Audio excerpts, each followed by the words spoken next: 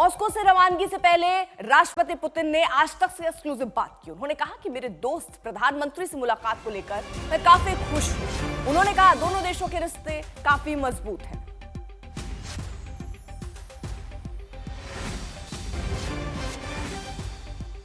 मेरे दोस्त मोदी से मुलाकात को लेकर मैं काफी उत्साहित हूं, काफी खुश हूं, इस बात का जिक्र वो कर रहे हैं। हालांकि हर बार जब मुलाकात होती है प्रधानमंत्री नरेंद्र मोदी से तो एक गर्मजोशी के साथ हमने मिलने की तस्वीरें देखी हैं।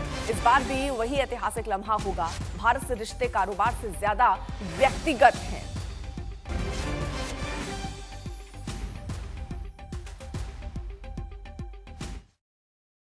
नमस्कार, आप देख रहे हैं आज तक। आपके साथ मैं हूं अंजना ओम कश्यप और हम इस वक्त मॉस्को में क्रेमलिन में मौजूद हैं और आप अपनी नजरों के सामने इतिहास बनते देखेंगे।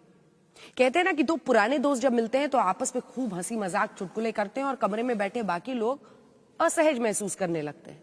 और ये मैं इसलिए कह रही हूं क्योंकि जब रशिया के राष्ट्रपति व्लादिमीर पुतिन 2 दिन के दौरे पर भारत में प्रधानमंत्री नरेंद्र मोदी से मिलेंगे तो पूरे विश्व के अनेकों देशों की नजरें उन दोनों पर टिकी रहेंगी। देखिए, व्लादिमीर पुतिन विश्व के सबसे प्रभावशाली नेताओं में से एक है और जो फैसले वो लेते हैं उससे सिर्फ रूस ही नहीं बल्कि अनेकों देश प्रभावित होते हैं और उनके व्यक्तित्व के इर्द गिर्द हमेशा एक रहस्य जरूर बना रहा है। तो इससे बड़ी बात हो नहीं सकती टेलीविजन के इतिहास में जब आप क्रेमलिन से सीधे देखेंगे हमें बातचीत करते हुए। नमस्कार, मैं हूं गीता मोहन और हमारे साथ जुड़ रहे हैं रूस के राष्ट्रपति व्लादिमीर पुतिन। बहुत लंबे समय तक वो रूस को रूल करते रहे और इस पूरे दौर में उन्होंने बहुत कुछ देखा, युद्ध देखे, इकोनॉमिक रिसेशन देखा, लेकिन उन्होंने लीडरशिप भी देखा। बोरिस येल्त्सिन से लेकर डोनाल्ड ट्रंप तक, अटल बिहारी वाजपेयी से लेकर मनमोहन सिंह तक और फिर नरेंद्र मोदी तक। उन्होंने न केवल भारत, दुनिया को बदलते और उभरते देखा। राष्ट्रपति पुतिन, आपका बहुत बहुत धन्यवाद आज तक पर हमारे साथ आने के लिए। पूरे विश्व में और हिंदी चैनल के तौर पर सबसे बड़ा यही नेटवर्क है जिसको पूरी दुनिया देखती है और आज तक पर तमाम भारतीय आपको सुनने वाले हैं। सबसे पहले तो आप कैसे हैं? मैं उम्मीद करता हूं कि आपको रूस, मॉस्को और क्रेमलिन, जहां हम काम करते हैं, आकर अच्छा लगा होगा। आप देख सकते हैं कि यहाँ पर सब कुछ ठीक ठाक चल रहा है। कुल मिलाकर हमारी आर्थिक स्थिति बेहतर है और मैं इस बात से सबसे ज़्यादा खुश हूँ कि मेरी मुलाकात मेरे दोस्त प्रधानमंत्री मोदी से होने वाली है। भारत में इस मुलाकात को लेकर हम बहुत पहले ही सहमति जता चुके थे। हमारे बीच चर्चा करने को बहुत कुछ है क्योंकि भारत के साथ हमारे साझा सहयोग का विस्तार बहुत बड़ा है और मैं यहाँ हमारे संबंधों के इतिहास के बारे में तो बात ही नहीं कर रहा हूँ क्योंकि हमारे बीच रिश्तों का इतिहास सचमुच अनोखा है। और जिस रास्ते पर भारत आज़ादी के बाद चला है, 77 साल गुजर चुके हैं, जो कि इतिहास के हिसाब से एक छोटा अंतराल है, पर भारत ने इतने ही समय में बहुत प्रगति की है। मैं इसके बारे में और बात करूंगा, मगर जब वर्तमान में हम खुद को देखते हैं तो इतना बदलाव नजर नहीं आता, पर जब हम पीछे मुड़कर देखते हैं तो हमें ये किसी बड़े चमत्कार से कम नहीं लगता। ये शायद कम लोगों को पता हो कि भारत में अब लोगों की जीवन प्रत्याशा पिछले 77 सालों में दोगुनी से ज़्यादा हो चुकी है। हम इस बारे में बात करेंगे, पर यह कहना सही होगा कि भारत के साथ हमारे संबंध अब नए आयाम छू रहे हैं। We will talk about longevity in some time from now. मुझे बहुत खुशी है कि मुझे प्रधानमंत्री मोदी के साथ मुलाकात का मौका मिल रहा है और ये केवल व्यापार के लिए ही नहीं है। हमारी ये मुलाकात व्यक्तिगत स्तर पर भी बेहद अहम है। तो ये पूरा इंटरव्यू आप रात 9 बजे देख सकेंगे आज तक से एक्सक्लूसिव बातचीत में। पुतिन ने और क्या कहा इसके बारे में आगे भी आपको बताएंगे, लेकिन अभी और कुछ खबरें दिखा देते हैं आपको।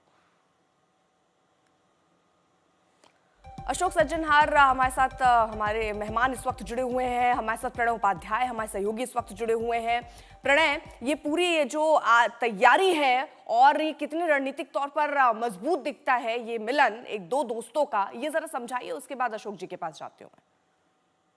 लिहाज से महत्वपूर्ण है, ये अंतर्राष्ट्रीय राजनीति के लिहाज से भी अगर आप देखें तो काफी महत्वपूर्ण है। भारत रूस चीन की जो तस्वीरें तियानजिन से सामने आई थी उसके बाद आपने देखा कि किस तरीके से अमेरिकी राष्ट्रपति डोनाल्ड ट्रंप के बयानों में भी बहुत अंतर हमें देखने को मिला।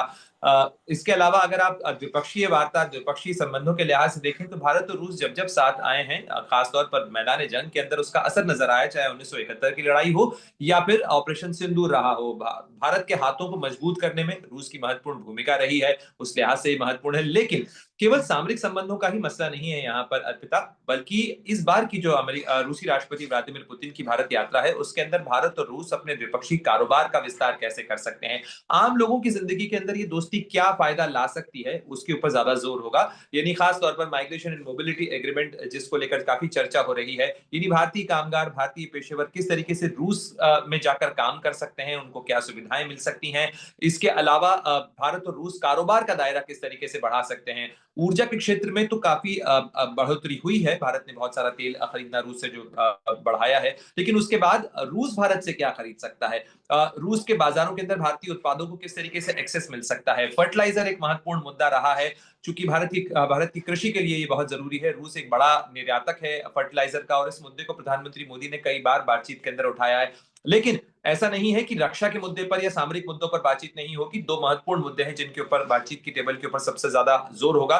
एक तो रूसी जो हथियार हैं, यानी Su-57 सुखोई 57 जैसा उन्नत 5वीं पीढ़ी का लड़ाकू विमान हो, S-400 S-500 जैसे जो मिसाइल सिस्टम्स हैं वो, इसके अलावा स्मॉल और मॉड्यूलर रिएक्टर की तकनीक है वो रूस भारत के साथ साझा करना चाहता है। आपने सुना होगा कुछ दिनों पहले प्रधानमंत्री मोदी की तरफ से ये बयान आया था जिसमें उन्होंने कहा था कि भारत अपने न्यूक्लियर सेक्टर को जो कि एक स्ट्रेटेजिक सेक्टर है उसको प्राइवेट प्लेयर्स के लिए ओपन करने जा रहा है, निजी क्षेत्र की भागीदारी उसमें बढ़ाया जा रहा है। तो इस लिहाज से ये काफी गेम चेंजर होगा। भारत की बढ़ती हुई अर्थव्यवस्था को ऊर्जा की जरूरत है और एक ऊर्जा सहयोगी के तौर पर रूस भारत के साथ मजबूती से खड़ा नजर आता है। ठीक है अशोक जी, देखिए जब पुतिन के दौरे से पहले ही रूस की तरफ से कुछ स्टैंड क्लियर किए गए, एजेंडे क्लियर किए गए, जिसमें से भारत के साथ सीमाओं से परे रिश्ते बनाने के लिए तैयार है, वो ये कहा गया।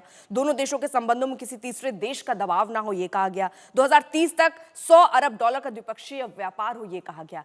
ये तीनों एजेंडे आपको कहां तक लगता है कि अचीव किए जा सकेंगे? देखिए, बहुत धन्यवाद मुझे आमंत्रित करने के लिए। आपने बहुत महत्वपूर्ण इन मुद्दों पर को उठाया है जिसके बारे में बातचीत हो रही है और दोनों देशों में कमिटमेंट है जो इसको हमको अपने संबंधों को आगे ले जाना है। और जैसे आपने कहा है, एक ये 2-3 बहुत ही महत्वपूर्ण पिलर्स हैं हमारे सहयोग के, हमारी मित्रता के, जो कि बहुत समय से चला आ रहा है, 70-75 साल से हमारी आज़ादी के बाद, स्वतंत्रता के बाद।